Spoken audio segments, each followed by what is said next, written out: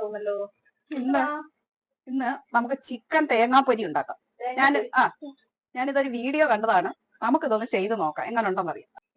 എണ്ണ ഒഴിച്ചു കൊടുക്കാം, കടുക് ഇട്ട് കൊടുക്കാം, വറ്റൽമുളക്, ഇഞ്ചി വെളുത്തുള്ളി ചതച്ചത്, പച്ചമുളക്, ചെറിയ ഉള്ളി, ഉപ്പിട്ട് കൊടുക്കാം, തേങ്ങ അരിഞ്ഞത്,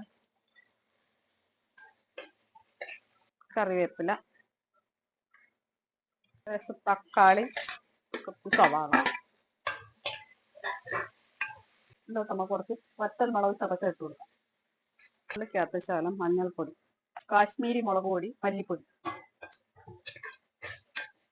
വേണ്ട ലേശം പുളിവെള്ളം,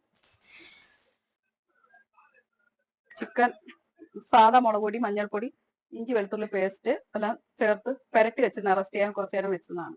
അത് നമുക്ക് ഇതിലോട്ട് ഇട്ട് കൊടുക്കാം. കുറച്ചു നേരം ഇരുന്നൊന്ന് വേവട്ടെ. ചിക്കനൊക്കെ ഏകദേശം വെന്ത് വന്നിട്ടുണ്ട്. ഇതിലോട്ട് നമുക്ക് തേങ്ങ വറുത്ത് വെച്ചിരിക്കുകയാണ്, പെരിഞ്ജീരകം ഇട്ട് വറുത്ത ഇട്ട് കൊടുക്കാം. കുറച്ച് ഗരം മസാല ഇട്ട് കൊടുക്കാം.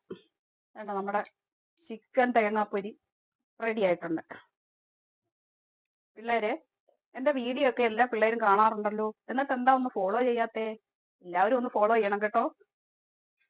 നമ്മുടെ ചിക്കൻ തേങ്ങാപ്പൊരി എല്ലാവരും ഉണ്ടാക്കി കഴിക്കണം.